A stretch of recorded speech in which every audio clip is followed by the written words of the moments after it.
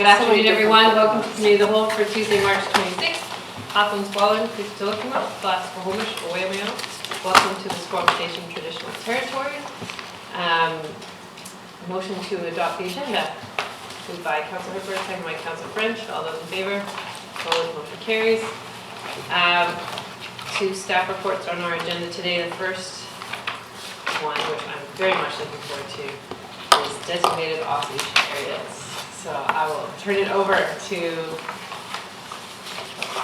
Chris Baker or Chief Stoner. Who's going to kick this off? Turn it over to Chris. You can introduce yourself because you're new here. So, my name is Chris Baker, and I'm the new Bylaw Supervisor. I'm very happy to be here today, and I'm glad we're sitting on the table because I was picturing the better. It was more nerve-wracking in my mind. This is much better. Okay, is there all this mic? Yeah, okay. All right, so I'm Chris Baker. This is Bill Stoner, the Fire Chief, and Natasha Golbeck, Senior Director of Community Services, and we're here to seek council direction on community engagement related to two specific things. So off-leash zone locations within the district of Squamish, and a suite of conditions to be applied to various zones to provide for public safety, wildlife impacts, and other considerations. So I've got a PowerPoint to this. We're looking above your head too, Chris, this one. Sounds good. So basically this represents a change in direction from the problem being initially noticed when with increase in population, intensification, causing more conflict amongst user groups, and relating in calls to the district to provide places for people to have their dogs off leash. So originally the solution was thought to be built fenced dog parks, and what we're here to discuss today is going to the public with a bit of a change of course and looking for a policy solution as opposed to that capital-driven built solution. So this would look to create zones and conditions as opposed to fencing specific areas. So the first step will be to develop a survey, to open that survey to the public for a period of time in April, in which we're using a model that we're basing our survey off of a model that we got from Port Coquitlam. And once we get those results, we'll then plan an open house, and then with that plan, take that back to the public and conduct an open house to gather feedback on the potential locations and how to apply that suite of conditions, which set of conditions go with which location, and depending on the considerations that are specific to those locations.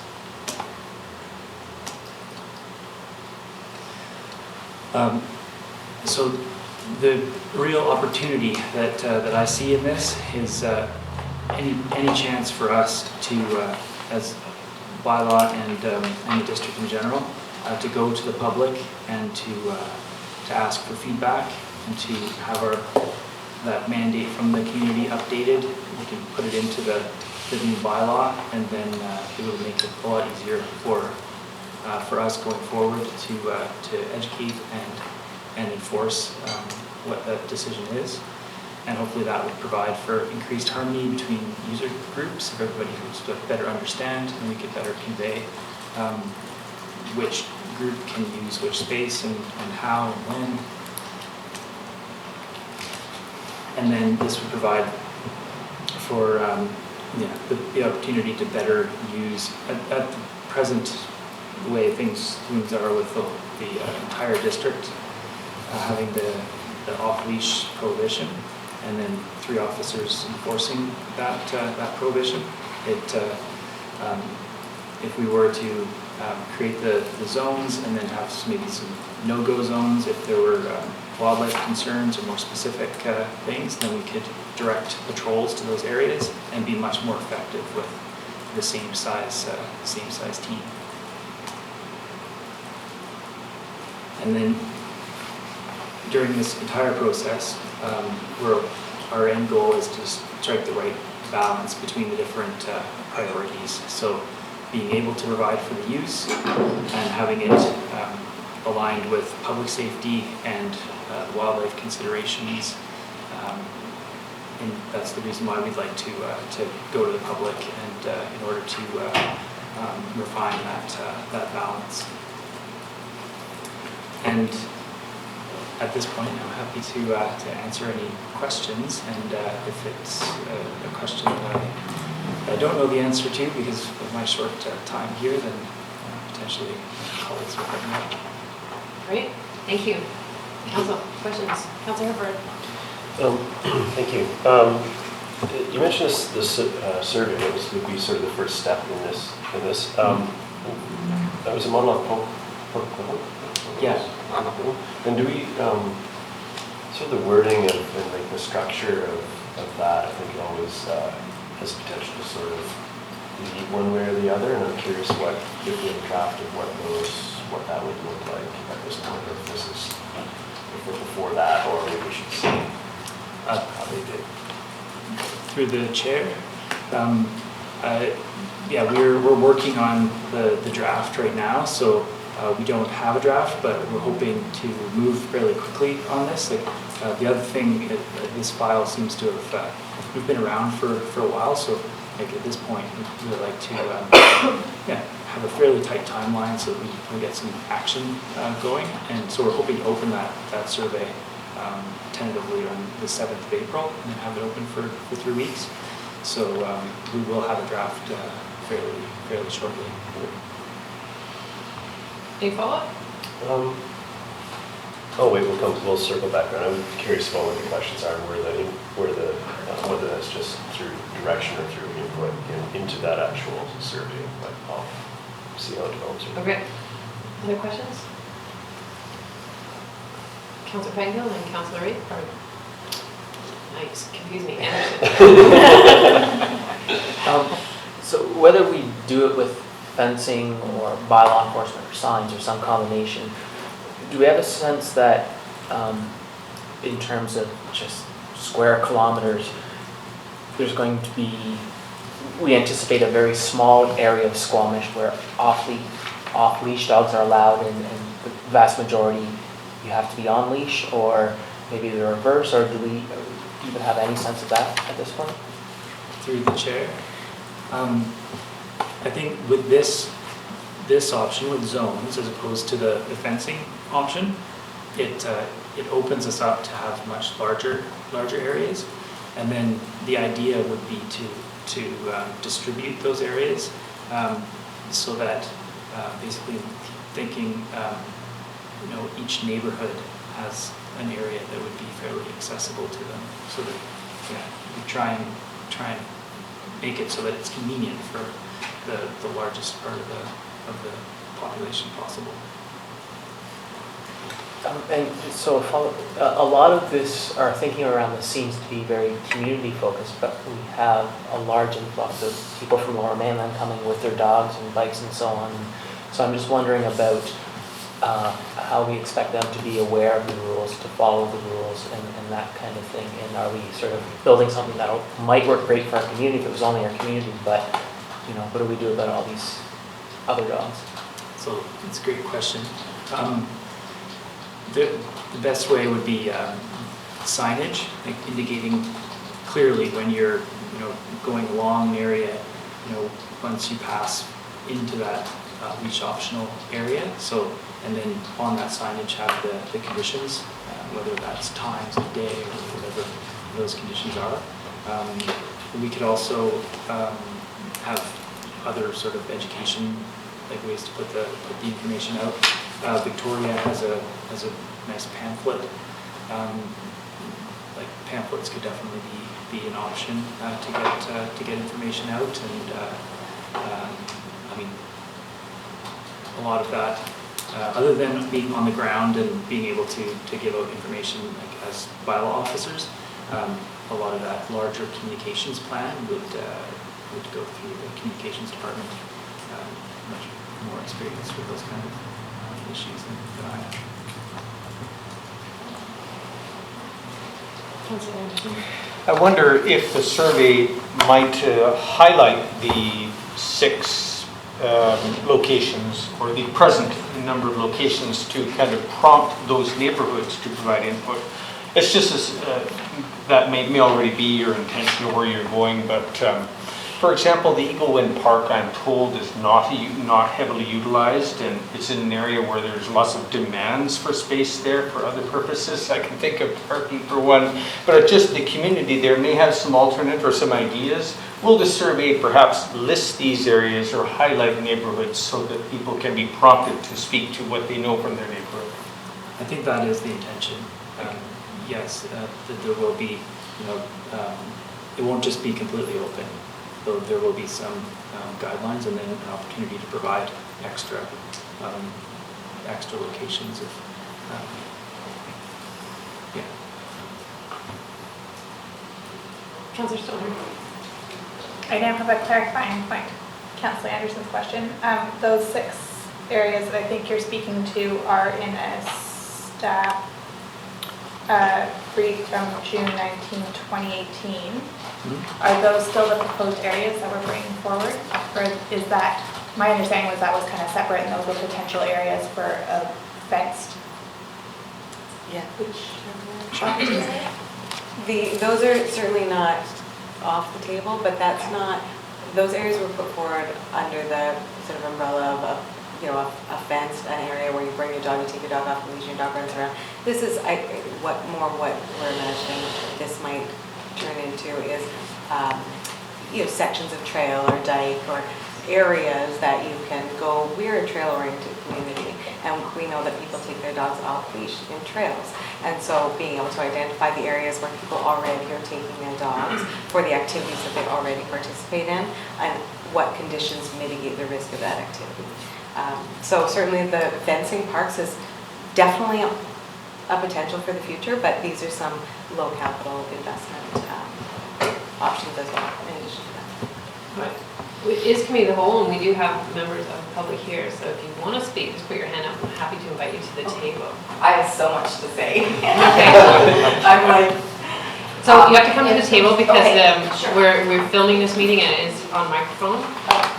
So just have a seat, introduce yourself, and Hi, I'm Michelle. I'm the owner of Dog Haven. I've been working with dogs for more than 75% of my life, 30 years in total and 22 here in Squamish. So I have seen a lot of change in our community, lots of growth, and I've got lots of great ideas. One of the concerns I had about the fenced dog park, in my opinion, it's human tendency to pull out your phone when you're standing still. And to me, that feels like a danger for dogs, because a big part of socializing and interacting dogs is for the human to be alert and to be mindful of body language and different things that give us cues. So I like the idea of trails moving forward. I assume owners will have their phones in their pockets a little bit more and be paying attention, which I think is really key. And I got some great ideas, like on how the dog companies can support this and how we can contribute. Ideas like an ambassador program where we have community members assisting the bylaw enforcers, who there's not enough of them here. And then I was thinking like corporate sponsorships or donations, and also the idea of adding a couple bucks on your dog license every year to go towards the maintenance. Yeah, and I was thinking even challenging the other dog companies. There's about 20 of us in town who would all really benefit from having a space that we can have our dogs. But with that, I'd also like to see a limit of dogs per company at a time, for obvious reasons. There's companies here that are walking many dogs, 12 to 20, and that to me seems a little bit astronomical. So I think it's positive for the community, for the dogs, and for the companies. I think it will enable us to have more control of the quality of care, which in turn ripples out. So the better behaved dogs, the more educated owners, the safer these off-leash areas will be. And also I just thought like signage with disclaimers. So, you know, part of that could be a dog company sponsoring a sign, and they, you know what I mean? And ways that there's a two-way street. But I know in Alberta and even in Powell River, the dog parks there, it's just a disclaimer that they read. It's everyone's common knowledge that there's no liability. And then having somebody monitoring, whether that's bylaw or ambassadors, dogs that are red zone or deemed dangerous should not be allowed. I think that there should be some type of control on who's allowed, because we've got about 20% of our dogs that are pretty rotten in this community. Not rotten, there's no rotten dogs, sorry. But that's We have some behavior management issues. yeah. So I think, and the zone idea I think is brilliant. However, what I've also seen in this community is you give an inch, sometimes a mile gets taken, and the word zone freaks me out, to be honest. Like, because zone feels really big. I picture like dog off-leash area being like smaller and linear, yeah. Moving. So given some of Michelle's feedback, and given that we do have a number of dog training, dog walking businesses in town, is this a separate group of stakeholders that you'll engage outside of sort of the open house model and the survey? Because there's a lot of knowledge sitting with these folks. So how will staff sort of manage that piece of the engagement? Yeah, certainly we last year convened a group of the dog experts in the community to help us sort of think through what a potential solution might look like. We want to capture the broader community feedback as well through, how do you weigh the different values and the competing priorities from a safety perspective, wildlife perspective, dog happiness and welfare perspective, but also drawing on the expertise that we do have in the community about how to operationalize this in particular, and what's the sort of latent leadership we can draw on. I think there's lots of opportunity there. Can I just Yeah. add something? The dog park hosts, that's something that we've already discussed, and I think that's pretty exciting to get that kind of help from the community. I think would definitely would be interesting and would help this to succeed. We are doing dog first aid courses out of my company now, and I was thinking even ambassadors could get like free, a free course to get their first aid, so that when they're on duty pulling their community time, that they also have some education too and some knowledge, because it's always good to be prepared. Council, since Michelle's at the table, any questions for her? I'll go. I'm curious, it doesn't take, and maybe this is kind of for everybody, I think you might have some info on this too, it's like, it doesn't take much to move in this town before we get, whether it's private property or rather large pieces of it, First Nations land, and SLRD comes right close, and the regulations we're talking about are, obviously, there's Squamish inside that. And how does that sort of come into play with, I suppose, how we operate, but also how we would educate? Because some people cross those lines and they're not aware that they're on district property, they're on First Nations property, or some big piece of private property out there as well. And how those, because we're just regulating on district property, right now. So how is that? So the way, we can enforce on any property inside the district, and currently the way the animal control bylaw is written, a dog is at large if it's loose on anybody's property other than your own. So there is a way, a mechanism to enforce on all the various types of property, but I think these zones would have to be, they would be put in with consideration of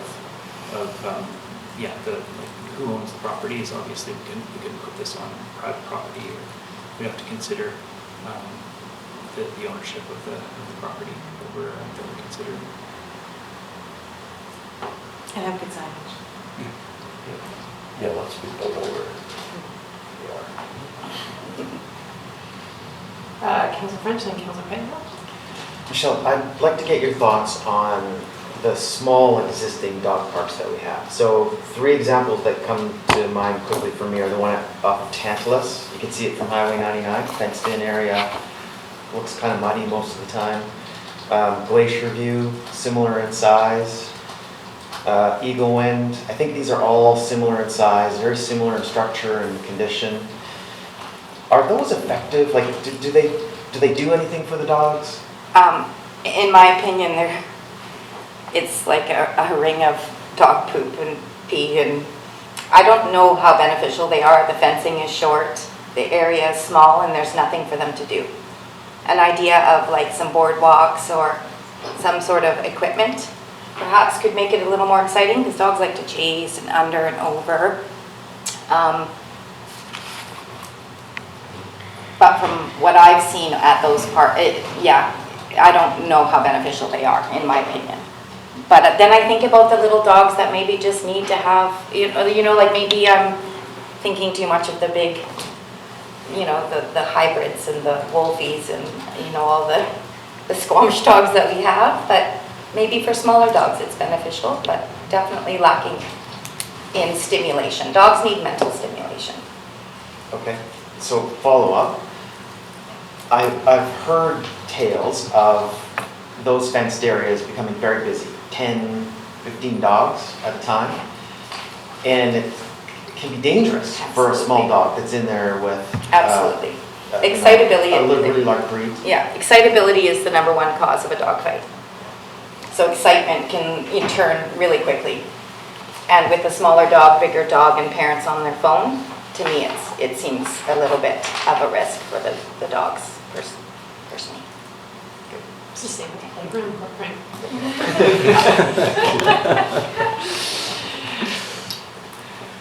Councillor Payne. So there's been a couple mentions of signage, and maybe I'm incorrect, but my understanding is we've had some challenges funding trailhead signage and signage in general, wayfinding for humans. So I'm wondering what our thoughts is how we would manage additional signage and sufficient signage costs to support this, and is there a way to do some of what we're talking about without signage? So we do have some capital budget that we carried forward into this year for signage and capital infrastructure related to dog parks like doggy bag, waste stations, and so on. I would love to hear more of your thoughts about how to communicate this outside of signage. I'm totally open to whatever. I do feel like having a fixed sign in place to remind people as they're entering the space, here's the code of conduct, here's the conditions that apply to this site, etc., is an important factor. But there may also be other ways. I think an ambassador program or some similar sort of hosting face-to-face kind of things. Is social media also a good way to leverage the community to communicate and educate? Yeah, just, I guess, more thoughts than question. I'm still trying to wrap my head around, are we sort of solving an issue for, I live in Squamish and I just want some, nice, safe place for my dog and sort of accessible, and I know what I'm getting into. And, it sort of sounds like we're approaching solving that problem, but all the canine tourists and the huge number of access points and the awareness of those tourists to what the rules are and compliance and stuff, that seems a much bigger and sort of a different challenge that I'm not sure we're getting at. And so I'm not, I guess then, if that's accurate, is it worth the investment in the one problem while leaving the bigger sort of canine tourist problem or challenge, or are we hoping to solve both? I'm just trying to wrap my head around that kind of whole thing. I think if we do a good job with educating the local population, then we have a whole bunch of people that can convey the rules to other people when they see them on the trail. Michelle, I'm the chair, so I'm going to let Chris speak, and then I I'll come was to you. sorry. All right. Anything else to add? No, that's okay. All right. Michelle, did you want to add to that? No, I totally forgot what I had to say. That's part of my problem. I have to put my finger up to remind myself of what I was going to say. Chris was asking about local dogs versus visiting dogs. Oh, okay, my point, I think there's a lot of local communities around us that already have a lot of stuff in place as far as code of conduct and policies and respectful ways of managing your dog off leash. I think we're a little bit behind. So I think, as far as tourists and people coming to Squamish to visit, I think it will be easier to educate them than we think, because it is something that's kind of becoming a common thing in all communities. I've got Councillor Stoner and then Herford. Yeah, I'll just say I am excited about the proposed direction of this to more of a policy approach than identifying a particular area, putting in a physical space. I wasn't convinced that was going to be the perfect solution. On the signage piece, I think of North Van immediately and what they've done to date, and most of the areas around Lynn Canyon are very well signed, and there's certain portions of their trails that are off leash and others that are on leash, and they probably had a fairly large line item in their budget for signage, but there are very effective ways that you can communicate this. There's other examples in communities that we can look to. My question is, currently, and this is just a lack of my own knowledge, is what is our level of enforcement of our current bylaws for on-leash, off-leash? So we have 3.5 officers, and then basically they'll respond to complaints, and they'll also, when they're out patrolling, depending on what they're, if they're out looking for a lost dog and they see someone walking off leash, they kind of have to prioritize, but when they're out and on patrol, they will try and stop and educate people. And then for a complaint that's based on sort of a chronic type of behavior, then that might escalate to ticketing, but it's fairly rare. And they often get the, but where can I? And so they have this debate all the time. So if we can, they're excited about this as well, putting this out to the community, getting the answer back from the community, and then so that they can take that message out. They're excited to have that opportunity. And so that's one piece that I would urge staff to think about and bring back is what is the enforcement plan when we do go ahead with the zoning component, so that we can actually ensure that we have staff on the ground who can implement the actual enforcement piece as we move it forward. What does that look like?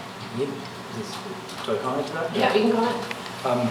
So it will be easier to enforce once we have, as opposed to the whole district, once we do create these zones, then directing patrols towards those zones makes that the same level of enforcement much more effective. That is kind of built into this plan. Thanks, Councillor Herford, and then I'll put myself on the list. Thank you. Echo Councillor Stoner's sentiments of just this feeling like a better direction. We've been talking a lot about where it will be allowed, and earlier you mentioned, and I think you touched on there, just so that focus and enforcement. So are there no-go zones that we just are really looking forward to being able to go to and say it's just not going to happen here, and should we start prepping even maybe as part of the survey questions and phrasing or whatever, there's other problem areas that we just want to right away say that it's just not on here. We're going to give you the other spots, but this isn't cool here. And through the chair, absolutely. We're going to be working with WildSafe, and so they're going to be consulting on this project as we go through. Also with, we have other sort of enforcement partners, but conservation, and definitely be looking at the wildlife areas for no-go zones. Also, there could be safety school zones during school hours. There could be other areas that we consider. But I think this gives us an opportunity to enshrine in the bylaw what they've been doing already with education. They have had wildlife alerts and things like that, where they've suggested and put out signage and stuff to say that there's wildlife in the area. It's not a good idea to be here with your dog, or definitely have your dog on leash. But this will give us the opportunity to potentially have a fine associated with that, so that the bylaw officers can help with that education as well as to go along with the wildlife or wild safe messaging. My suggestion would be if we have these particular zones already in mind, we want to make sure that we're policing them, maybe even incorporating that into the survey. Given that this is a no-go, where would you like to go? Just to really start that messaging from the beginning of the conversation, because there's points we can decide where it's allowed. That would be a bit free form to figure out. But if we have areas where we're not that input just isn't sort of been overlooked with wildlife or conservation pieces or whatever those concerns are, just to have that up front as well, so it's not a referred to option I'd like to see, because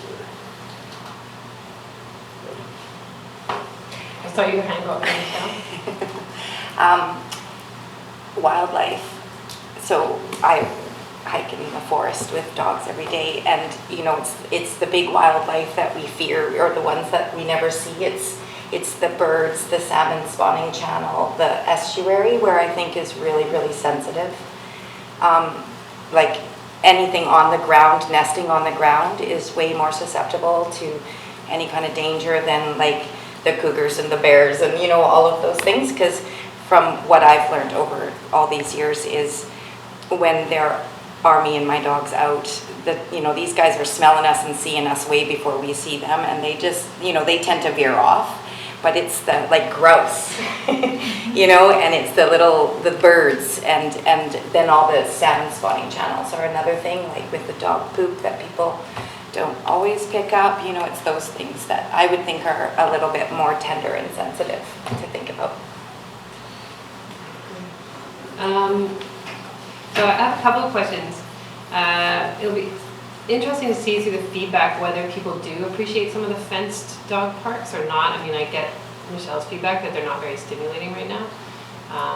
But like I have a small dog and it would get eaten in the forest by things. So sometimes neighborhood fenced ones are actually appropriate.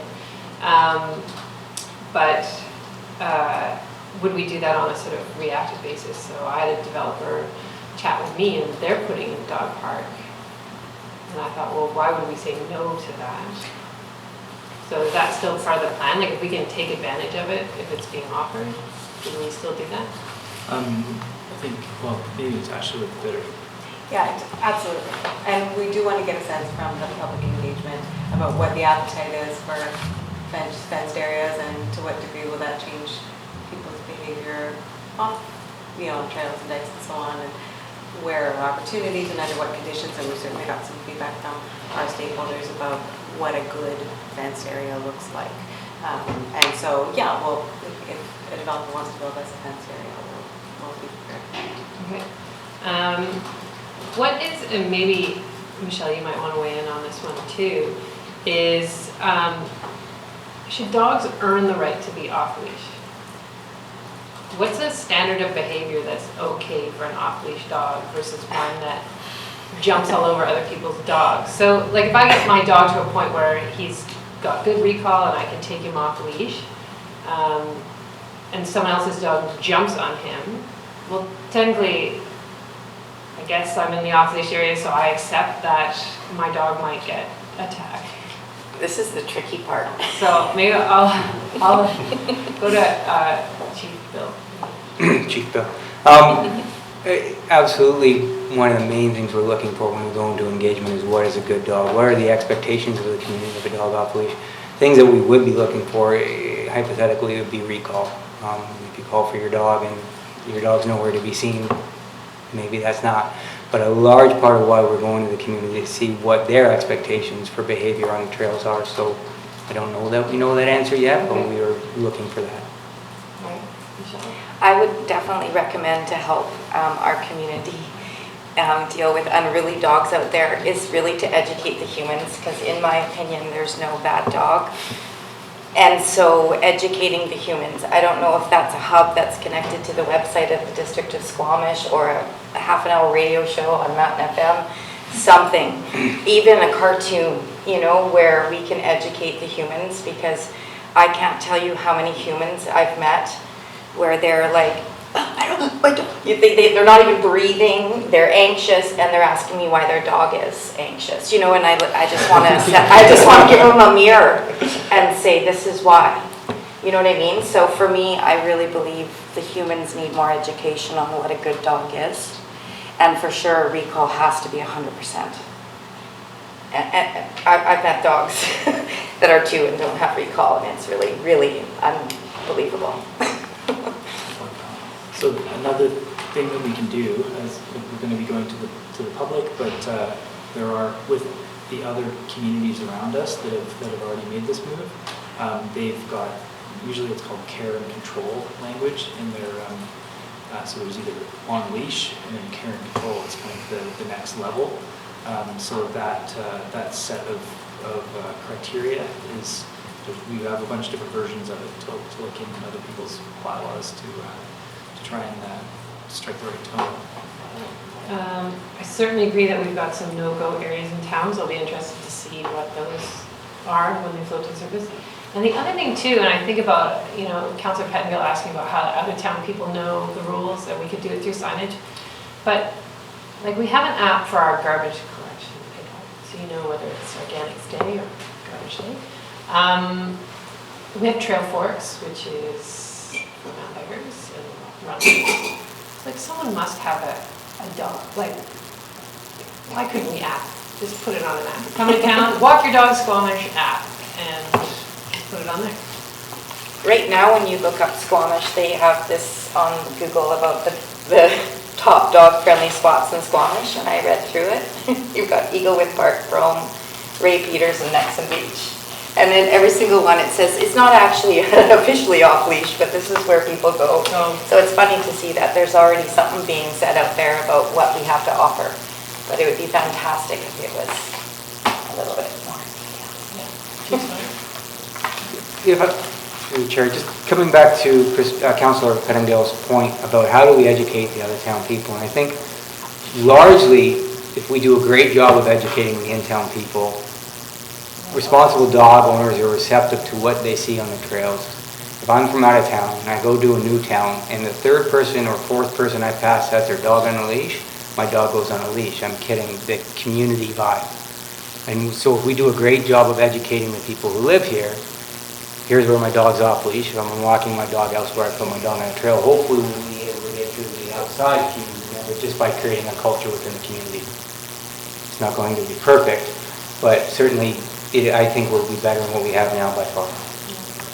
Councillor Herford, did I see your hand? Oh, I was just going to, yeah, thank you. I was just going to suggest that along that same line, that trail forks, which is used for trail runners and cyclists, I mean, they list features on the trail that might be or maintenance issues, and perhaps that's a layering thing we could, just as a part of the education that we could request to have their base here. That'd be cool. Like a little dog walk on Yeah. the trail that's Yeah. not friendly or the Yeah, or area. not or something. Yeah. Part of the solution. Okay, any other final questions, comments? Councillor Pettengill? Just a question that comes to mind based on some of the comments.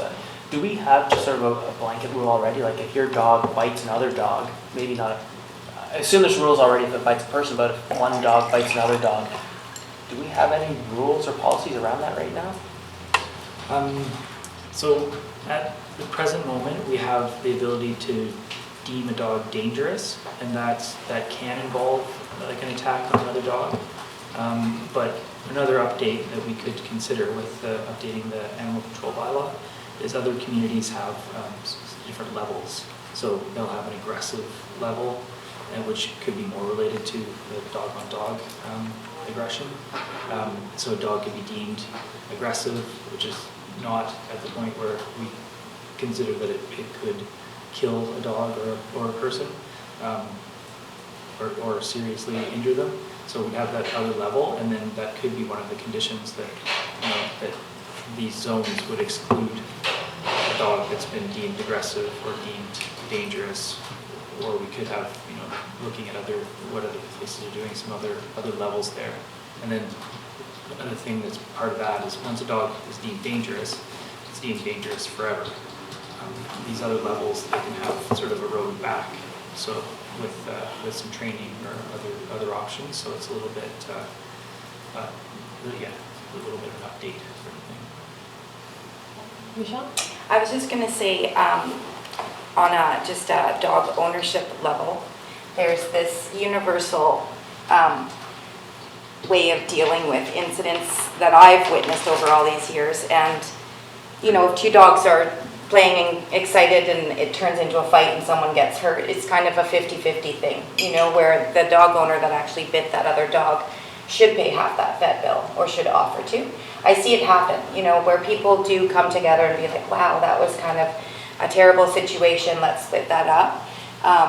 But it would be neat to see if there was a way that, like, because then there's other people whose little puppies might get attacked by this big ferocious thing and, you know, they're left with the vet bill and the liability. I don't know how to really resolve that other than more education on what to do if your dog bites another dog. You know, what is the proper sort of ethics?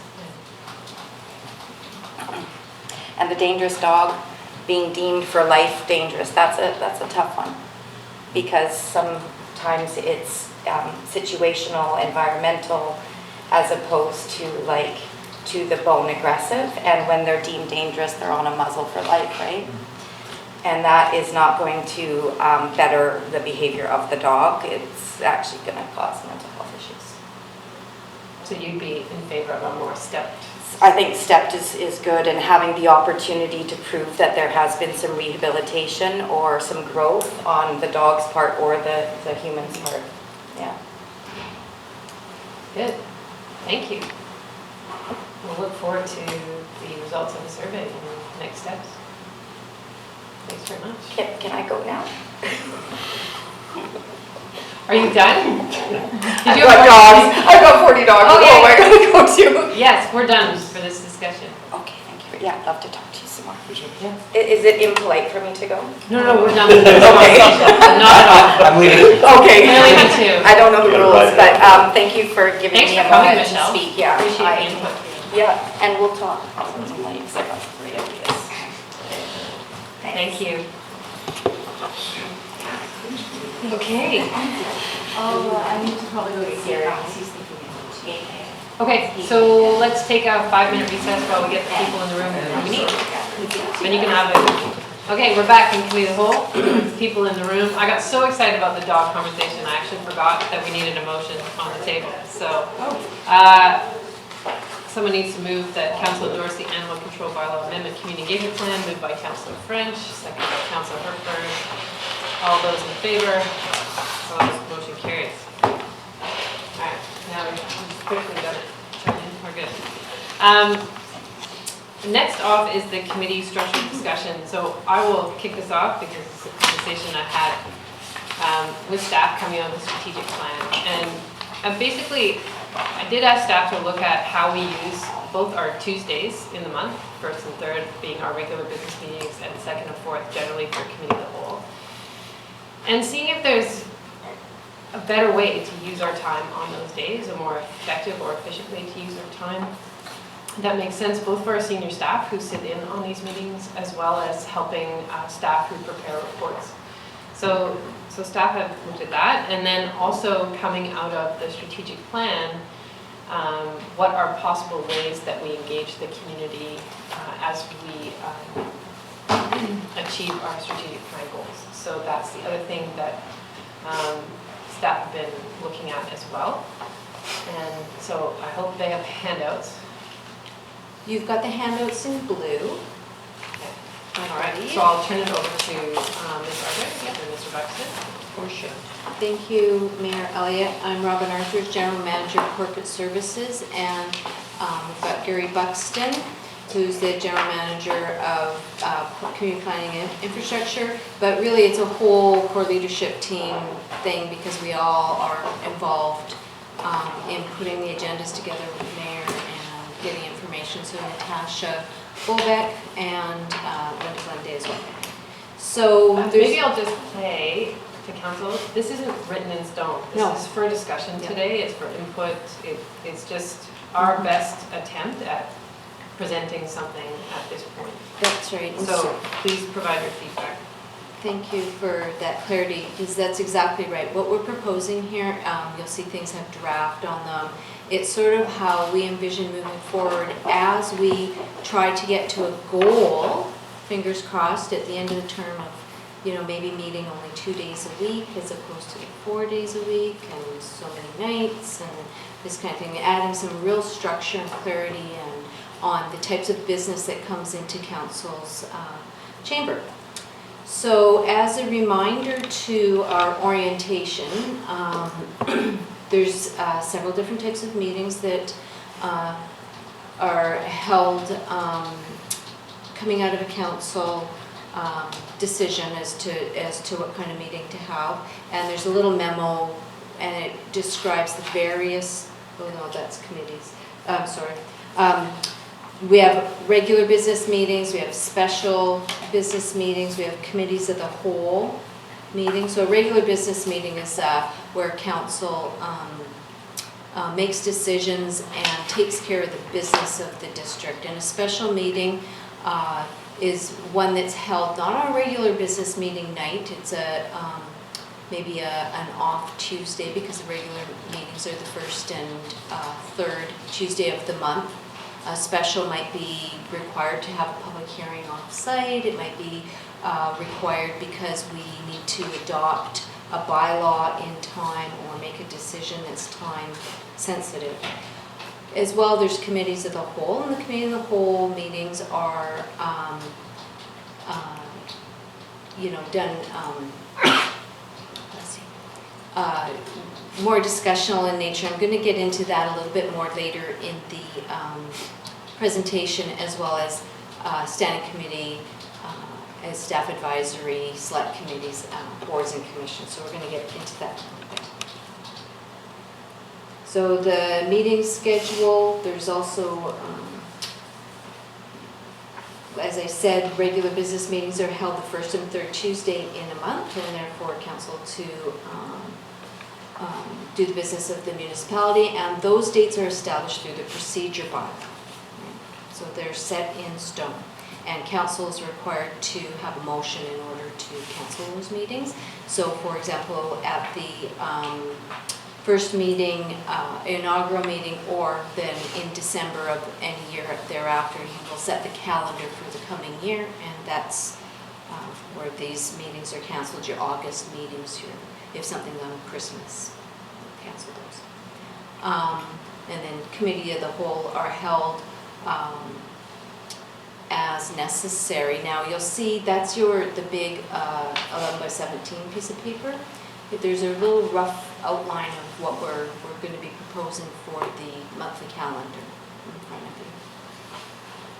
So they're held as necessary with a preferred schedule of the second and fourth Tuesday right now, based on sort of the volume that we have on the docket to come forward through the agenda planner. And what we're proposing is that the second Tuesday in the month will be held for planning related and engineering related issues. So proposed developments, go, no go, we call them, that's the nickname. Discussions around community amenities, development application matrix will be receiving once or twice a year. What else, Gary? Anything that's development, planning policy. Would the DCC policy go through that? That's right, Quite possibly. yeah, the DCC. Zoning bylaw, Yeah. all those. The fourth Tuesday of the month is being proposed for the items that relate to council's strategic plan that are non-planning or engineering related. The financial positioning meetings, budget meetings, preferably, although reality says they'll likely be every Tuesday for a while. All of the rest of the policy and bylaw proposals, such as what we're doing today, would be on that date. things that relate to emergency and risk management policy changes. There's a few other that are listed on the matrix.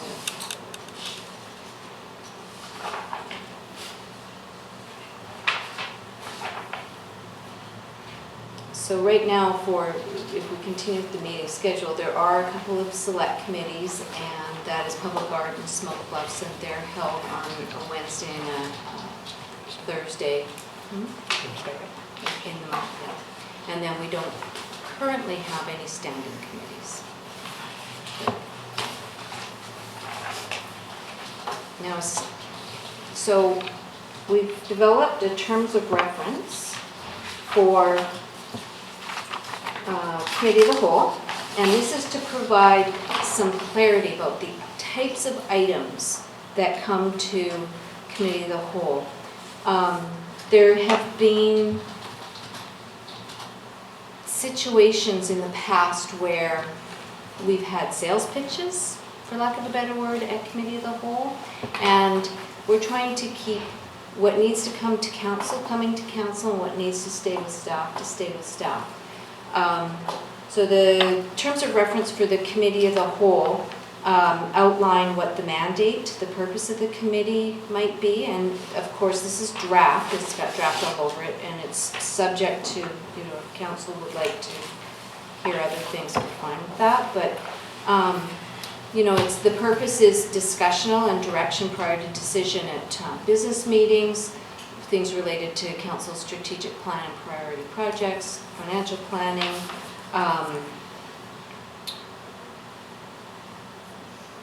and also to prepare recommendations to council like you just did for the LM, LGA, and UBCM motions. This is very simple, but it is based on the terms of reference as well that we have for our other committees.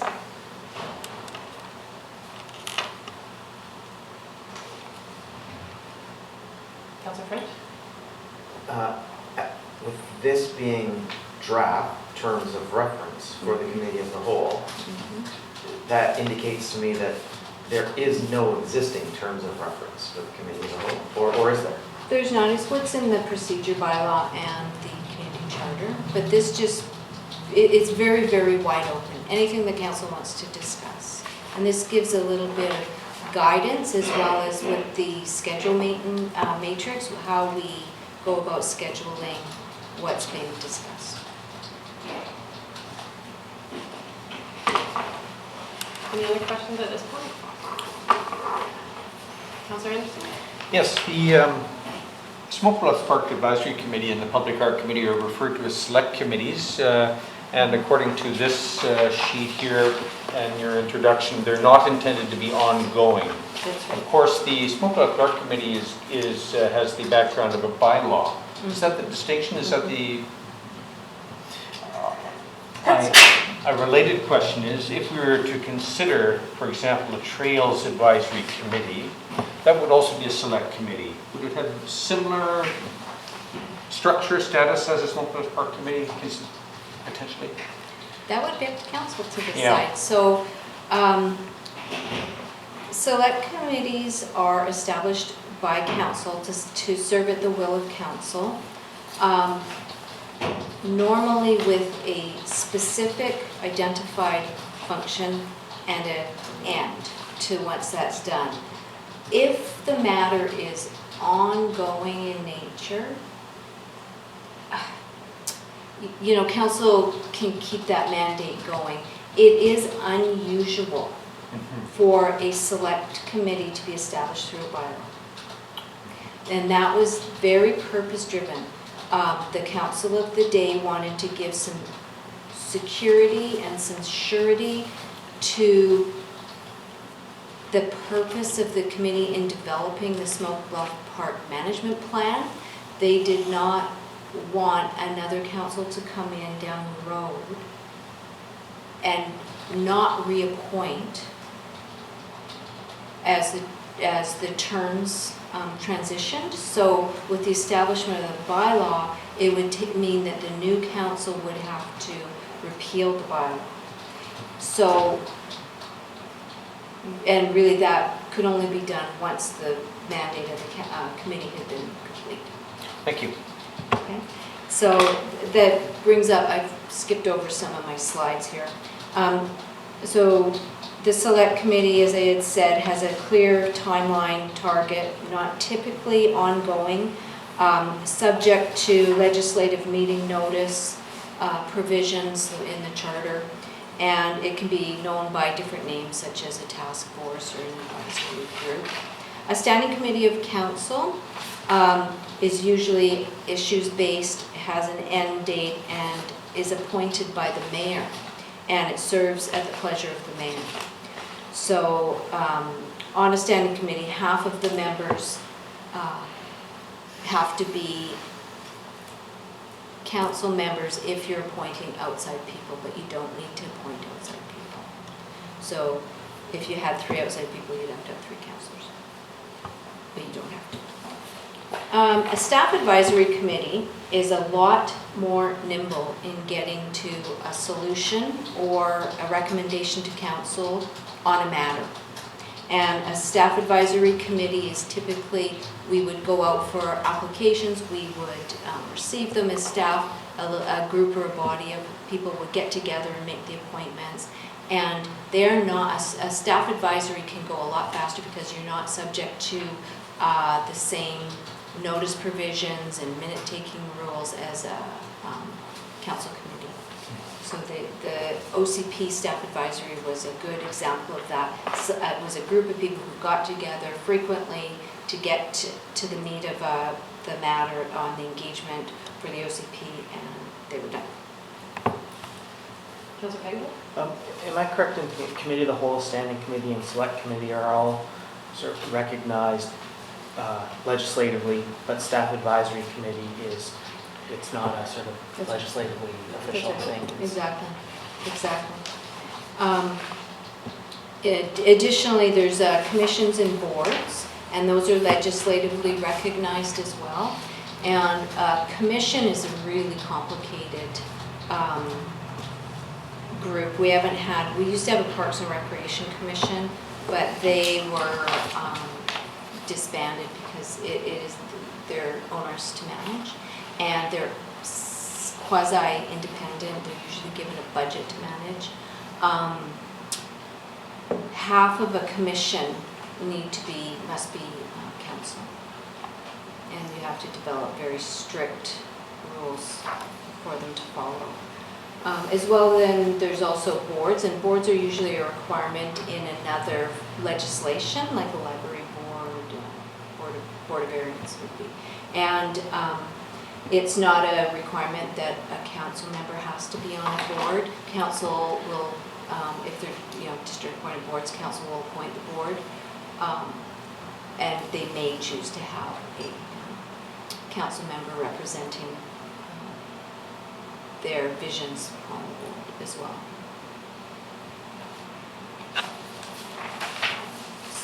One of the other things that we were asked to do was take a look at why or when we would hold, and this is hard to read, so we distributed a policy, and it's for the off Tuesday, meaning the 2nd and 4th Tuesday of the month, hearings, and why we would hold them, when we would hold them, where we would hold them.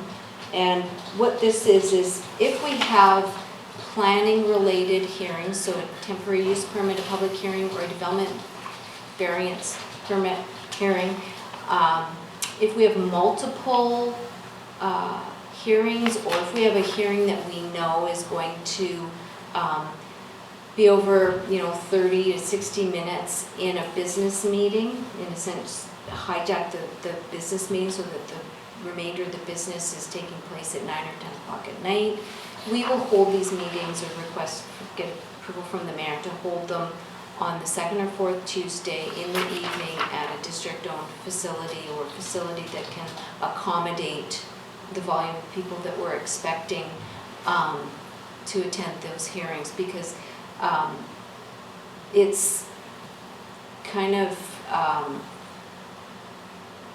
it's nicer to have the whole group of the people who want to participate in a hearing in one room as opposed to having 20 people in here and 20 people in the foyer, and there's lots of discussion and chatter that, you know, people who are trying to follow the hearing,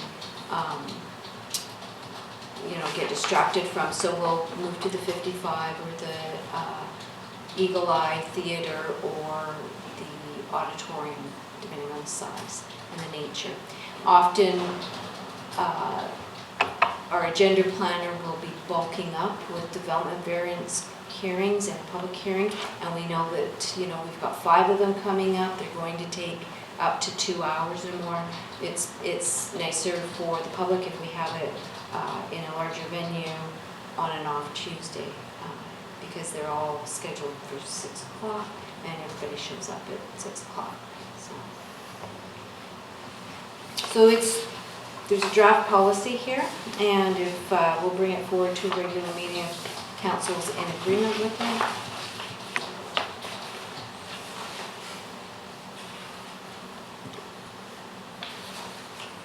Any other thoughts?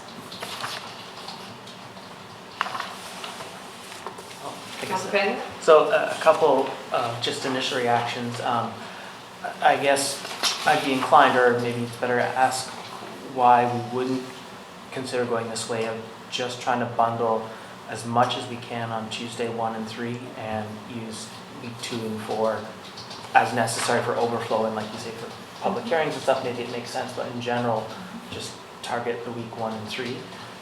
You know, it's 2 long days, but you know, I think we could do that.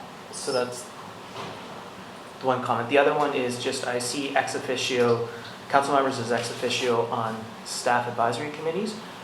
My inclination would be not to have that. As for me, that's a staff thing, and council should have no right to that. If we feel that we need to audit staff practices or whatever, I would sort of be more inclined to do that through, like, we're going to audit staff practices and we'll have a process for that audit. And if on the other hand we feel some of these topics council really needs their hands in there, then we should set them up as a standing or select committee. Where are you reading that? On here? It's on the white page. I've had some history with both options. The reason I suggested is it can provide a very good connection between the committee and council. There's a way to report back that is a little trickier for staff to do. And it can provide the conduit from council back to the committee as well.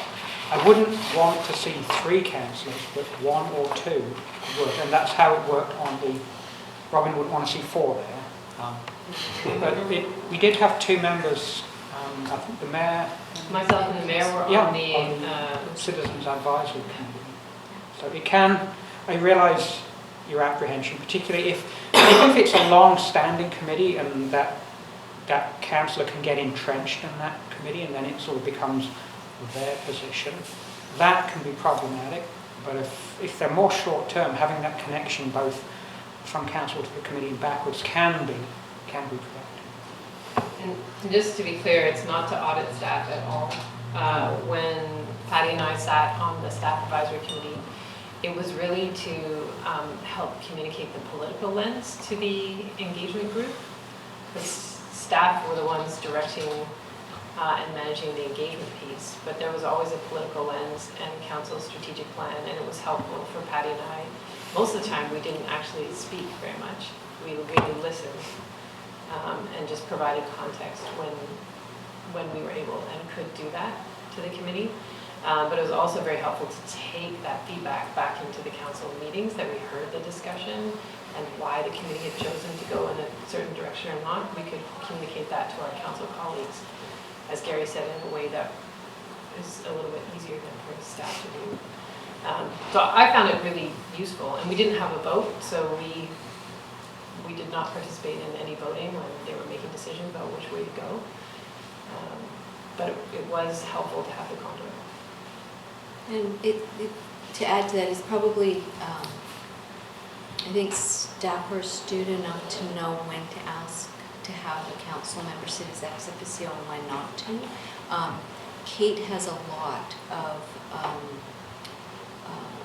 staff advisory, and she doesn't have councillors sitting on that, so it's not every time. It's sort of when we know we need some political lands or when we just want to plow. And as far as bulking up the meetings, we did that last term, and you know, help me if I'm incorrect, but we had marathon days where we, more frequently than not, like every single solitary week, where we would start at 9 in the morning and we would go till 10 or 11 at night. And it was exhausting. It's really tiring for council to be here the whole entire day. We will do whatever council's will is, and if you want to try things out, different ways of doing it, we're more than happy. But this was based on sort of our practical sense or our practical lens. The marathons, by the time the evening meeting comes along, you're just really ready to get out of here. So I concur. I'm not sure that the best decisions get made at the end of a 12-hour day, but maybe you're still making really good decisions at the end of a 6 or 7 hour day. And yeah, it's at the will of council. These are recommendations. So, Councillor Hyder? Well, yeah, I guess just to follow up on the, I guess I'm not hoping for, 18-hour days twice a month. Because I get the sense that we are working on being more focused with our agendas, and so from that perspective, maybe it is, when we can, more reasonable to do just the two. Yeah, the ex officio thing, I do struggle with that one a little bit, because I guess I kind of figure that staff is doing all kinds of work. Some of it may be through staff committees with the community, and that comes to council and report, and then we make a decision based on that report. I can see, if a councilor needs to make a presentation to a committee, that sort of makes sense. I guess I'm just a bit sensitive to, is it really a standing committee? If we need that back and forth with council and all of that, maybe it just makes more sense for those topics to be a council committee of some sort, or mayor's committee. I don't know. Do you have more slides? Now it's over to Gary. Any other questions at this point? Councillor Frank? I'm interested to ask about the Public Art Committee. I haven't looked at the terms of reference for a while, but it says here that these committees generally have an end, public art. It does. does. It does. In the terms of reference, 5 5 years. years. And we're in year 3? We're past year 4. We're just over 4. We're into its last year. Okay, so one of the things that public art is doing now more than ever is hearing from developers who have a public art component in their project, and they're looking for expert feedback. And that seems like something we should continue. That sounds like best practices to me. What would happen after that committee is disbanded to keep that going? Did you want to speak to that at all?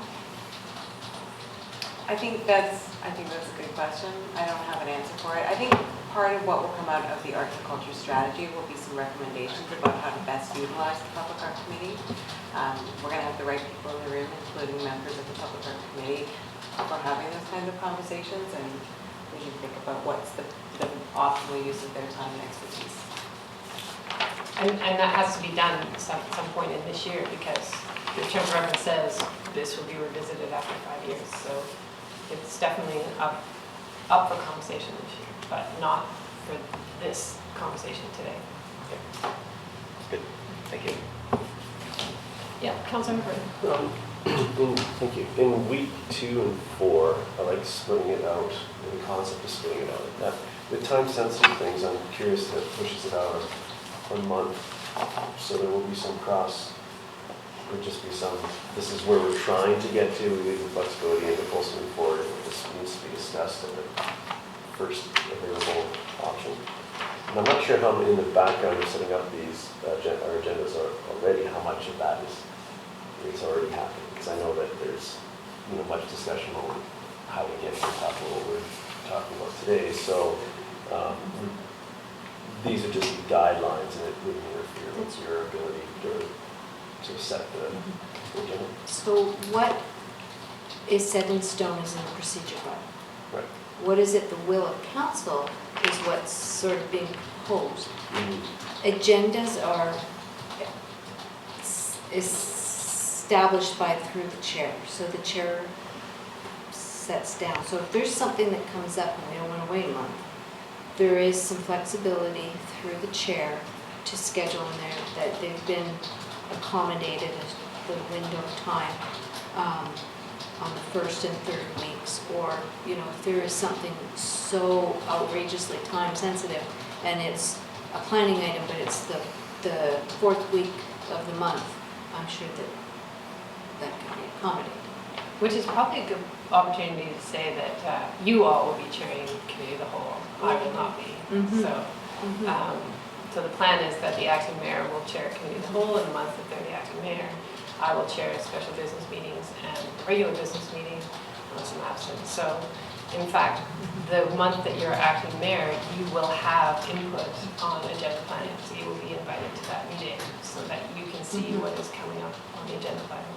So it's a really good experience for all of you to have an opportunity to chair meetings. So we were also looking for a way that I can step back a little bit more and provide all of you a chance to chair a meeting. So that, I did hear Eric did a great job the other night. Yes. Thank you. But it's also sometimes a bit intimidating to go from chairing no meetings to then chairing regular business meetings. So the idea is that twice a year you have a month where you're chairing committee. And I'm just assuming this also leaves enough room where if the second week is heavy, we can bump up to the fourth, or we can pull it forward just so that we're having similar days instead of... This is a tool to really help us plan. So as staff, some staff have so much coming forward to council and on the horizon. It gives them some guidance of how to manage their workload, and there will always be those one-offs that something happens to. So we'll make sure that we give serious contemplation when we do the agenda planner to those. Well, I'm curious. It feels to me like these two buckets of are enough classification, and do you think that that's about 50-50 what we end up doing? It feels like I've never tracked this statistic split out like that. Well, for example, today there's no planning items, so it always seems like everything is planning centric in a way, like our committees as a whole. But if you actually go back and look, there are meeting dates where we're very policy driven, like today. Yeah, but we have tried to bake in as much flexibility as we can, and even on the first and third Tuesdays, there is a committee of the whole listed, but at the discretion of the mayor to accommodate for those times where we can't fit everything in on the second and fourth, or there's something very time sensitive that needs to come in. So it also helps just in terms of also scheduling time off. So, if Mr. Buxton knows that the second Tuesday is probably the Tuesday he wants to be here for, schedule his vacation towards the latter part of the month, or his staff as well. We're trying to give some sort of more structure around it rather than sitting an agenda going, let's move that down, we can move this in, bump that. At least there's some structure. And I did note on here, so we don't meet the 5th Tuesday in the month typically unless there's something super urgent. And I listed the dates so that councillors can actually take a look at it, and it gives you some time scheduling opportunities. It's really nice to have those 5th Tuesdays. Special Tuesdays. Ms. Glenda? Thank you, Mayor Elliott. The other element of this structure that's very helpful for staff is when dealing with outside applicants or delegations or members of the public. Members of the public will then understand how the meetings are being scheduled. There's often pressure, depending on who it is, to get an agenda. If people start to, like staff, learn then it helps staff in terms of expectations for those outside of. So if we can enhance what we have on the website, that's helpful for people that are filling in applications to get items on agendas. Maybe I can clarify an assumption I have, and maybe I guess it's my sense that if we were to make it so that if we were able to get down to 2 days a week, even if they're longer days, it would be less per month time required of, especially our core leadership team, but of our staff. And when there's 4 meetings a month, it does take a bigger chunk out of staff time and focus and so on. Is that? And that's part of my rationale for thinking about trying to get to 2 as opposed to 4. But am I off base there, and maybe that's just not even correct, or do you have a sense?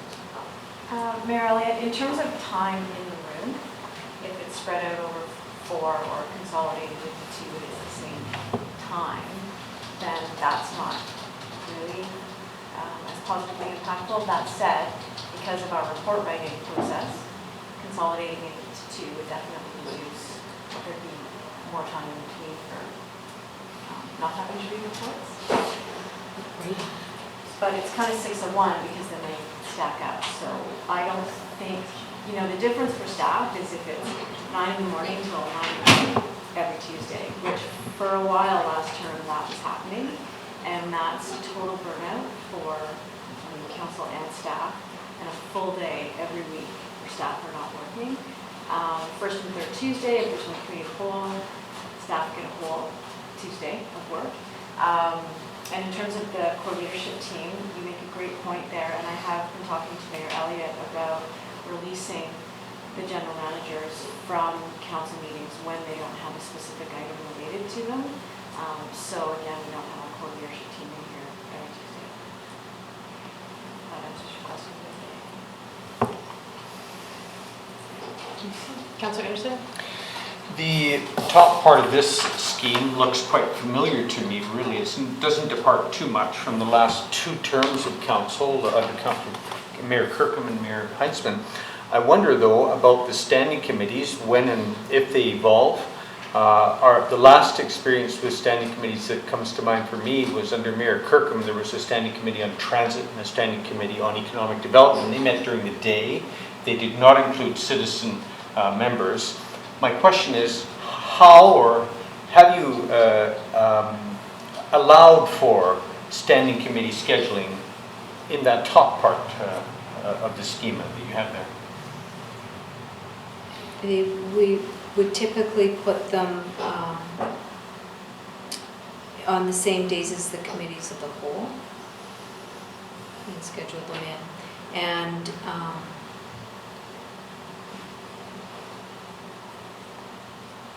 And so it would really depend on the purpose of the committee as to, does it fit into these 2 buckets already, or is it something that's very focused and specific and driven, and then we would schedule. It may be that it's the first week of the month because there's hardly any closed items or special business going on.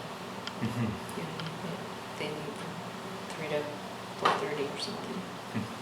So maybe we'll go on to Mr. Buxton's slides and then. As part of on the lower part of that sheet, there's sort of 3 committees that we had been mulling, mostly as a means of advancing Council's strategic plan on the planet and the environment and the neighbourhood connectivity. The other one is the brand asset management, which is OCP driven. So there's 3 things that we thought we needed to advance. That there was a need in all instances to get the public involved in those.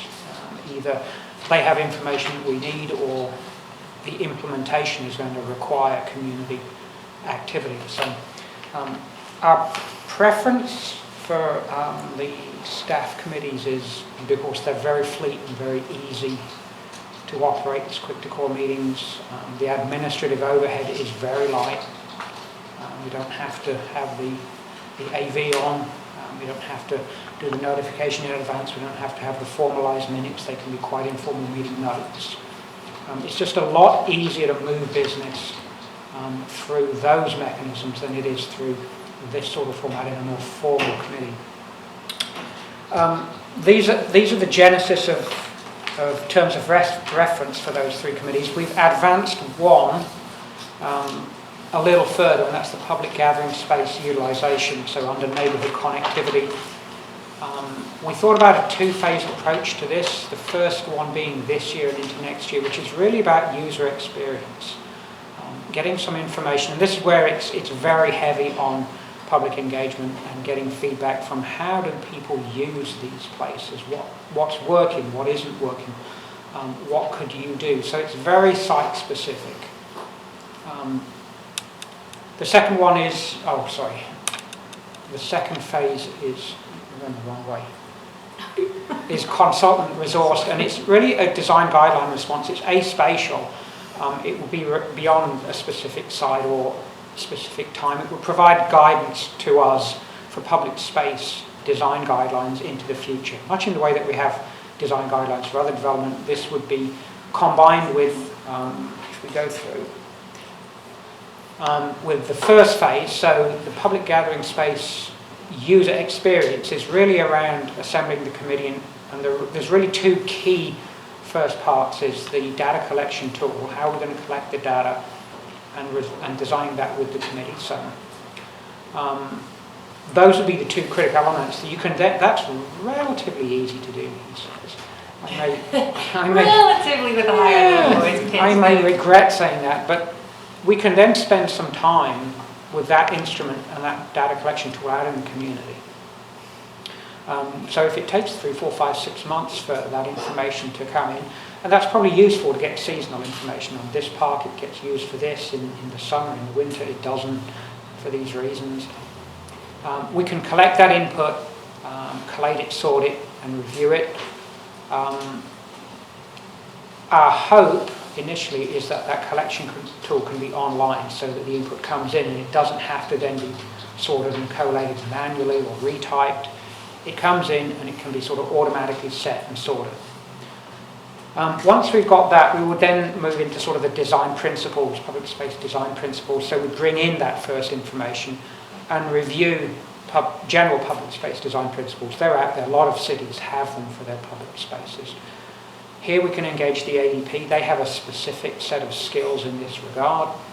Go through our options, considering, evaluating, prioritising, creating that guideline document, reviewing that with the ADP. We can probably take that back to the public committee, and then we get into producing that set of guidelines, which would then advise ongoing individual projects. So phase one, it collects that specific site information. We can combine it later with design expertise that'll give us enduring direction. We need a wide range of ages and interests on that committee. I don't think we need sectoral organisationally based.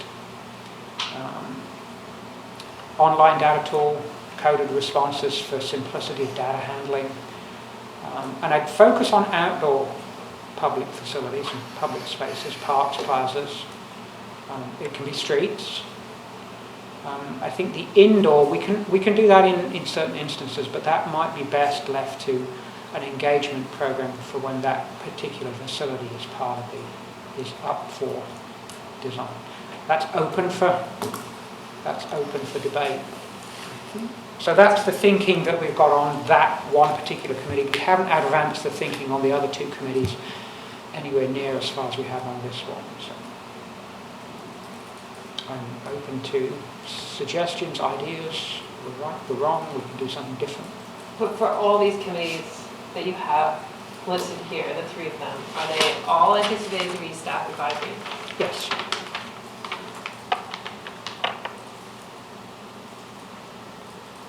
Councillor Stoner. So I appreciate the reality that staff advisory committees are much more nimble and less administratively burdensome. My question is around staff capacity and recognizing that as we push some of that off, especially with some of the topics that we have here, there's limited staff capacity and the departments that would likely move that forward. So is there any concern from your perspective that we wouldn't be able to actually achieve that and the other things that are set out in the current plan? The Community Energy and Emissions Plan has money set aside for this purpose, so I think we're okay for that one. I'm pretty sure that we have money set aside for the brand asset inventory. That might be in 2020. There will be. There's lots of eyebrows. If there isn't. But so we can assign resources to that. I don't think we're going to get to that in 2020. This one is a bit of a, we hadn't anticipated this, but to be honest, we can, from a staff resource point of view, we can spend it in this sort of meeting or in a staff advisory meeting. It's far less time consuming to do the staff advisory route. I think we can do this, that phase 1, without any resources. Phase 2 would require some consulting resources next year, so it would be open to a... I mean, really, we would need to spend some time designing that data collection tool and talking to IT about how can we build out on the web. I think that's doable for 2019. Good. Councilor Herbert?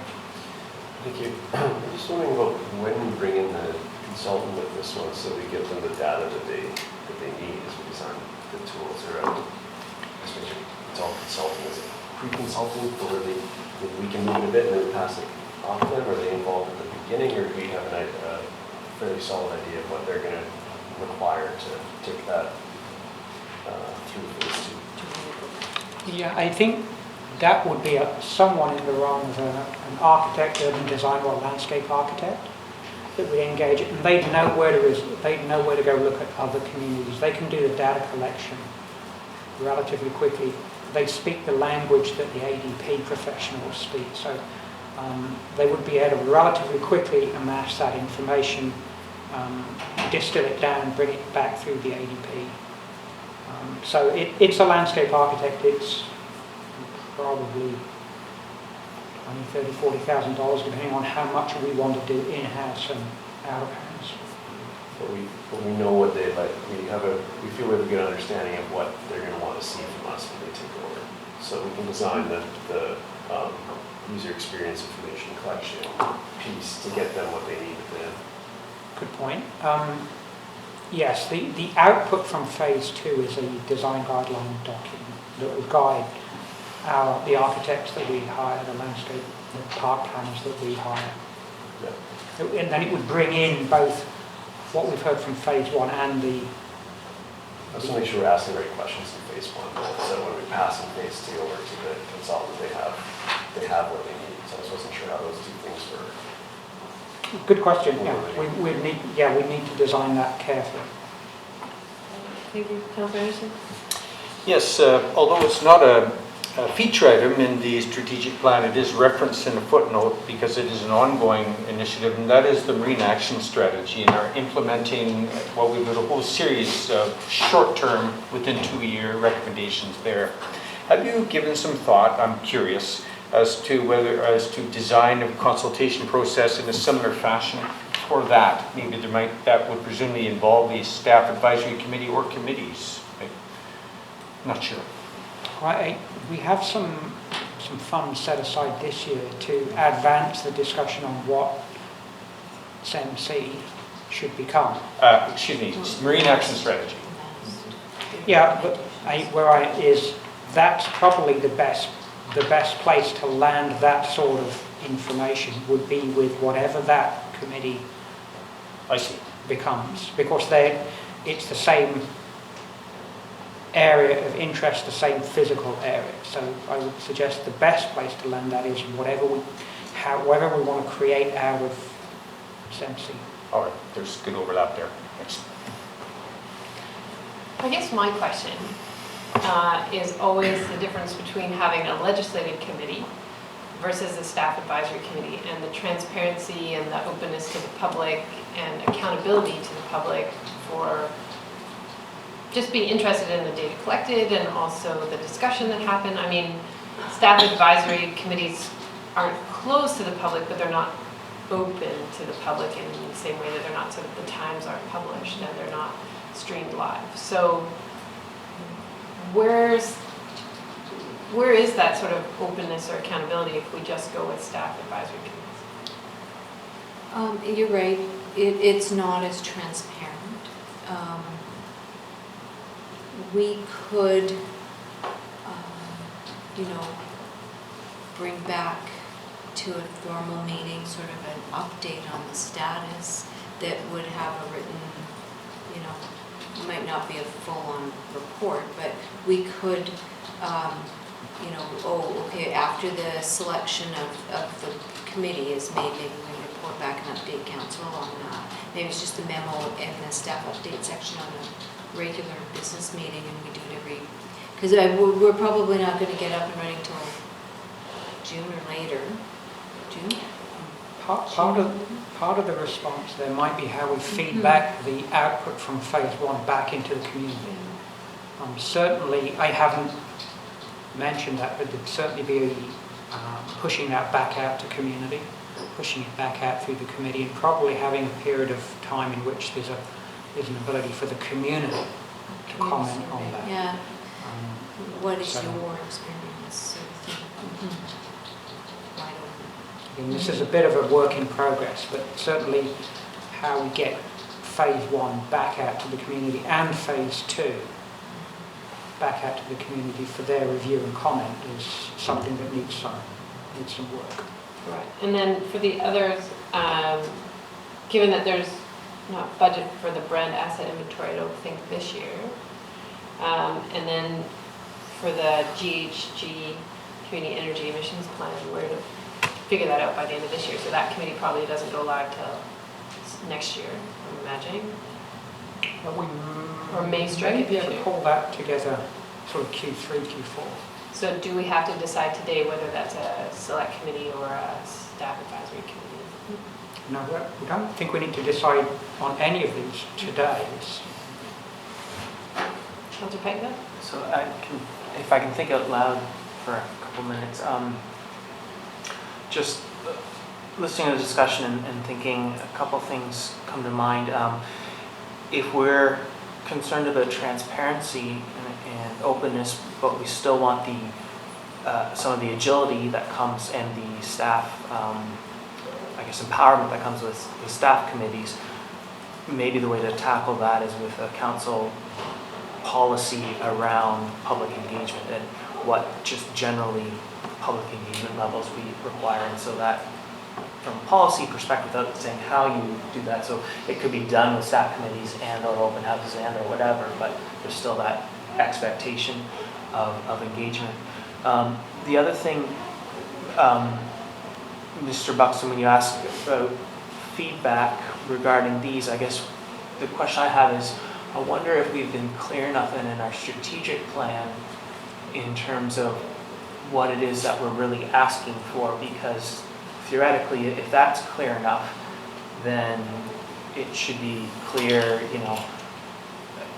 I guess it's fine to have just sort of an open discussion and a bunch of smart people in the room and here's our thoughts, but staff is totally free to say, okay, well, that was interesting, but we're not going to do that. And if that's what we're doing here, that's fine.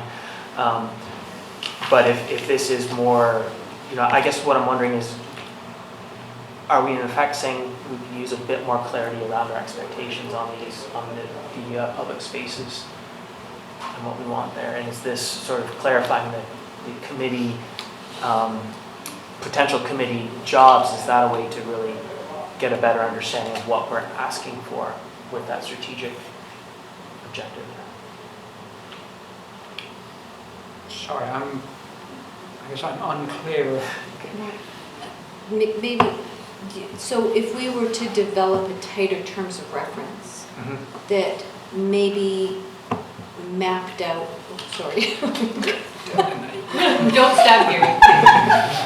mapped out where the committee's going and what the hills and valleys of the whole exercise are going to be, would that help? Well, I guess what I'm feeling is, if it's a staff committee, I guess I'm not sure why you need or want very much council feedback on the details of what's in that committee and so on. It's like, we're clear on what we want at the end of the day, so you're free now to go ahead and do however you want, and if we're just sort of at a high level, some just basic feedback, and take it or leave it, and that's one thing. But if you know, to the degree you're looking for sort of approval on some of the details of the staff committee, that makes me wonder if we haven't been clear enough in the strategic plan about where we want to get to. Well, no, I don't think so, because we've got or are developing deliverables, or in case of the neighbourhood connectivity, they're pretty clear. Okay. This came out of really the increase the year-round utilisation.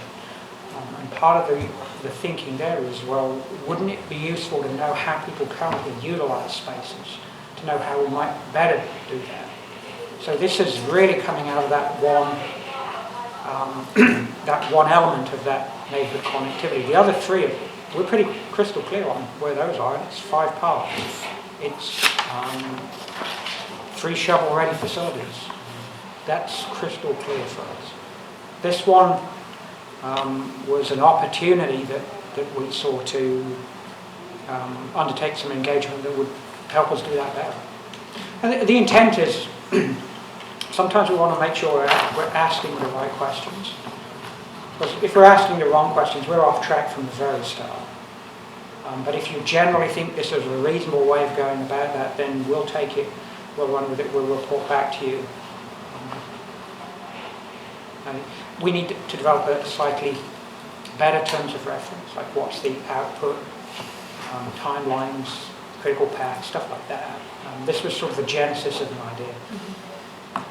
And I think that once it comes full circle, council's role will be in implementation, like approval of implementation through financial planning and some Amended contributions. Policy.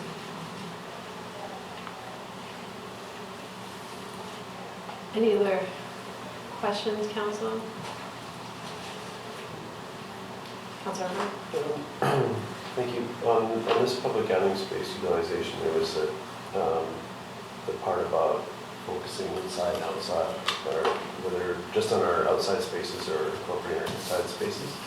And I wonder if that's something that we should dig into at this point, or if everyone's comfortable with that. I feel like with the, particularly a case like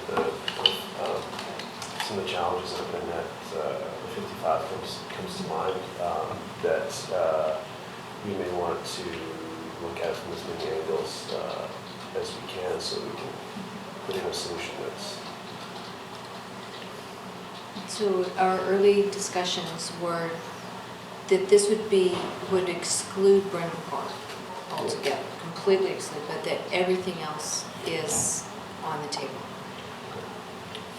Maybe not the library, but Yeah, I think also there's the optimization of district-owned facilities is through programming and partnerships with other organizations and businesses and so on. That's a little bit of a separate stream, and I think can potentially report up through this committee still, but it is a different piece of work than the design guidelines piece. So related certainly leads to the same goal, different activities. Councilor Anderson?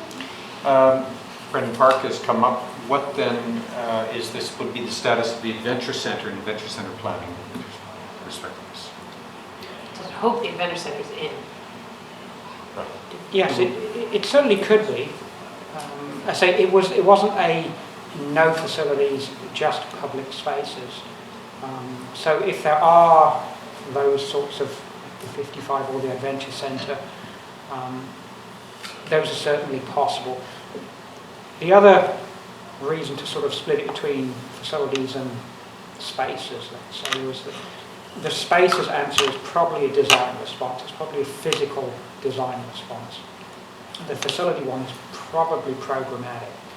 So it begins to get a bit hairy and a bit big if we try and put both programmatic responses and physical design responses into the same project. So having said that, it wasn't, if there are things that, like the Adventure Centre or the 55 or another facility that we want to push through this process, we can and we will.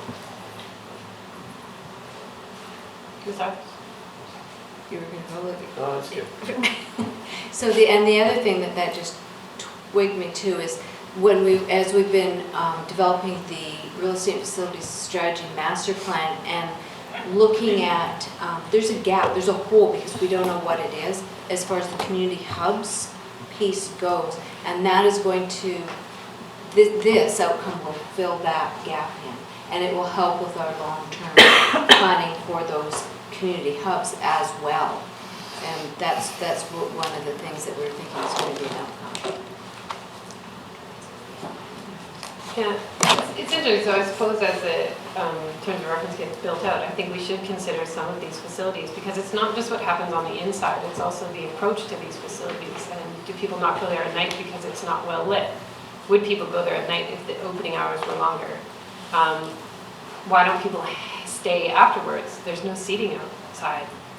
You know, outside the 55 is actually a community gathering spot. There's like a little town square there outside those buildings, but it's not utilized. There's not like little markets there. There's not, things don't happen. And I'm curious as to why.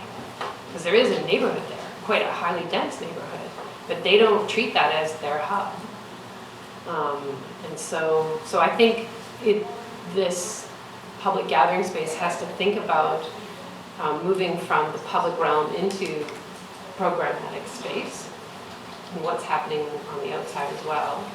And I think we also, instead of just moving from a gathering phase into a very policy-driven phase, I think the win for this group to be engaged in are some of those small things, like put in better lighting, plant some flowers, put some benches here, put in some movable furniture, so things that don't necessarily need a policy or an ADP, but some quick wins that actually impact these spaces in a very short-term kind of way. So why would we wait to do that if we've got a multi-generational committee and lots of data from them and the community that says, gosh, if there were just seats in the shade, I would use this park more. So I would like to see that there's sort of like a two-phase approach, which is input, some quick wins and adapting our spaces to create public space, and then sort of longer term effort to design public space policy and that sort of thing. Because we're trying to create, the whole thing around that strategic plan was about community connectivity and connection and use. And sometimes we don't have to spend thousands and thousands of dollars to do that. We just have to make something happen. And that can be a low capital investment, or just getting someone to have an event there, or moving a food truck there, or what have you. So I think we have to be open to the idea that some solutions come out of this first phase before we get to a full-blown policy. So trying to wrap this conversation up, are there changes or things that council would like to make to the schedule at the top, the first, second, third, and fourth Tuesdays? Things you don't want to live with? Hopefully you're all looking forward to chairing community. I'm laughing because I was the acting mayor in January, which is gone. I have August, there are no meetings. Oh, I'm bummed. Don't worry. You'll have other adventures. You'll have other adventures. I better have a makeover Okay. that works in year 2. Okay, you get a do-over.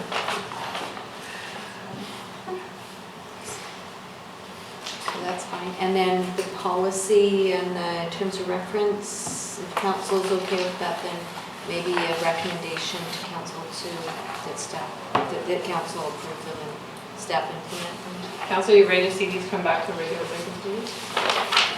The committee as a whole and the off Tuesday public hearing? Awesome pieces.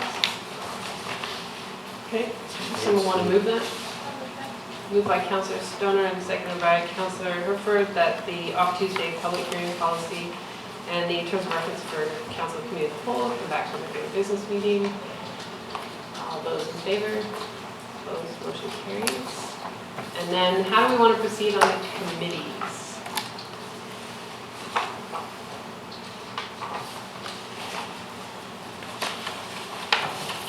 If it's staff advisory, I understand that, like Kate, who has struck all of her economic development working groups, staff can just do that. Council, do you want to see a terms of reference for this group? At least the gathering space utilization? I would like to see a terms of reference for that one. Also in part, you said something earlier about being a multi-generational committee, and I think that that's a great idea, but I'd like to see that baked into our terms of reference. Okay. Yeah. And then other committees, was there anything, committees that people had imagined in their head that they would see on this list that aren't there that we need to contemplate?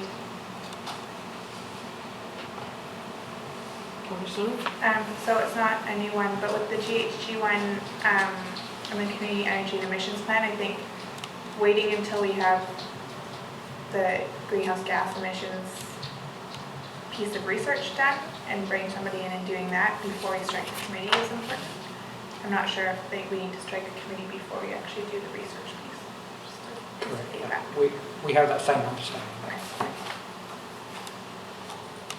Councillor Banger? Just my thought on these, and especially the ones that relate to what's in our strategic plan, is rather than personally weigh in on terms of references and that sort of thing, a very brief interim report from staff, or just even discussion of a committee of the whole in a couple months about where we are on these projects, and then at that point, well, do we need to strike a council committee, or are we okay with staff just continuing on however they see fit, inclusive possibly of a staff committee or not? But we'll just sort of keep tabs, especially on strategic plan things, and then form a committee, council, or like a standing, or what's the other one? But the council is the select committee if we need those necessary at that point. I think it's very difficult to morph between the two, particularly if we engage a staff advisory committee. That doesn't convert very well to a council select committee. It will be very difficult to move between the two, particularly with the timelines involved. So we sort of, I hesitate to say, we sort of need to know going in whether it's A or B or C. It's very difficult to do A, then go back to B, then. Do you have any hesitations about it being a staff advisory committee? Well, just that if it's a staff advisory committee, it should be a staff advisory committee, and therefore we shouldn't be dictating the terms of reference and all that, in my opinion. I think as part of our oversight role as a council, though, it's important for us to strike the terms of reference with staff so that it aligns with our expectations of the strategic plan.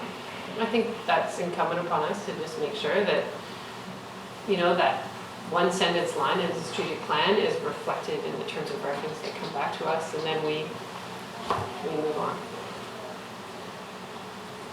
I know you have a more way hands-off approach to that, but I do actually believe that's part of our role at this point. And then we step back unless staff ask us for ex officio members on that council. And then we appoint one or two, and then very much so we figure out a way for that. And maybe as part of the terms of reference, we think about that piece of reporting back so that councils and the community is aware of when they will hear from this committee and at what points. Just to make sure that we have that transparency process right from the beginning. And whether that's reports to council every couple of months or at key milestones in the project work, I think it's important to know going in how and when we get reports from the staff committee. Ms. Melly? Thank you, Mayor Elliott. Clarity for staff is also a good thing. I certainly appreciate council wanting to empower staff, but upfront clarity is very helpful for us. So as overseers or oversight of that in terms of reference, especially as it pertains to reporting, will be really helpful. Councilor French? I note that there's no mention of seniors anywhere in here. There's some very active members of our community that fit into the seniors demographic who have spoken to me directly about bringing back a seniors committee of some variety. I don't know that we necessarily need to do that, particularly if we have good senior representation on all the other committees that we have. I just point that out, that we don't see that anywhere here, and I'm hoping it's because the lens is that seniors are represented in the existing structure. Did have seniors at the first mayor's drop-in, and they talked explicitly about having a seniors committee, and I said, well, we are contemplating a multi-generational committee around our public space utilization, because we only have so many assets in the district, but we have many, many generations who possibly could use them. And so they're aware that this was a possible direction that we were going. There was quite a bit of head nodding in the room, Councilor, to that, possibly not directly from some of those seniors. But I do think it's important to have their representation on all of these committees. It's one community. We all have to be able to use these spaces. And that's the interesting thing about this data collection is who's using it when. So when are parents with small children using a space versus seniors versus youth? Our youth are actually quite invisible in our community right now. And what would bring them out to the open? Our seniors, I see them, but how do they want to use a space that really makes sense to them so that we can start designing parks and even Cleveland Avenue? So Mr. Buxton did mention that streets can be involved in this. So what does a main street look like that's built for an 8 to an 80-year-old? And does it look like Cleveland Avenue, or does it start to look something very different than what's there now? And so those are the conversations that really interest me, and that was the sort of piece that I chatted with the seniors about that day is that if we have a seniors committee, then I need a youth committee, and then I need a young parents committee, and it kind of goes on, versus having one conversation about how do we all use the assets in this town and get the most out of them and achieve community connectivity. So I don't know. That was my response to them on the day. I'd rather see us doing something all together than having age-specific committees. I like that. So. Councilor French? Yeah, thank you. At that time, they were at the meeting, the mayor's drop-in. They definitely mentioned that the seniors wanted to be part of the process, and I think that this is and that approach that Mayor Elliott just outlined is the approach, because the stuff that we think we need to consult with a certain group on is sort of allowing us to decide what goes there to have that input versus like just viewing it as one of the lenses that we're looking at it through as we go through all this stuff. You know, the stuff that across our agendas week to week, we need to be thinking about them across the board, not just on only things that sort of are clearly a seniors issue. So I hope they see the opportunity involved, and not just the seniors, but all the different age groups and user groups of however we want to segment it out, because we are trying to do sort of one town. So I think that holistic approach is going to be really good. Okay, do you need any motions from us in addition to what we've already done? We're good? So council, we will revisit this annually. The meeting schedule, please don't ever feel like this is now written in stone. If something's not working for you because of work-life balance, council work balance, please do come and chat with me, but we will commit to bringing it back annually. So maybe as we do the committee appointments, we'll also go back and look at our procedure bylaw, look at how we're structuring our meeting structure, just to make sure, because it will change as you as the term progresses, and it's still early days, so I don't want people getting burnt out, and I want to do something that works as much as possible for everyone, and I know we all have competing demands on our time, so please consider this an open conversation at all times, and that goes for staff as well. All right. Was that it? I was just curious about did we decide, where did we land on the council members on these? I don't know, did we get there? Was staff asking for us to provide that, and there's benefits to? I don't know that we got all the way through that piece. I'm going to suggest that we do. If council doesn't appoint anyone, that would be the choice that you make at that time. I mean, I can say, I think it would be a good idea to have a councillor or councillors on this committee, and council could with them say, no, don't agree. You can operate on your own. So I can't force you to. I'm just wondering I just want to make sure that we didn't make a decision on that. There wasn't explicitly a decision about that as we discussed the other pieces here. No, I think we'll make that decision as the terms of reference come back. Okay, no, that's fine. Also make sure we didn't miss that piece. Okay. Yeah. I don't know, did I? The opportunity of public hearing policy and the committee of the whole terms of reference come back to a regular meeting for approval. Did I call the question? I don't think so. Oh, okay, I'll call the question. All those in favor? Opposed? Motion carries. Thank you.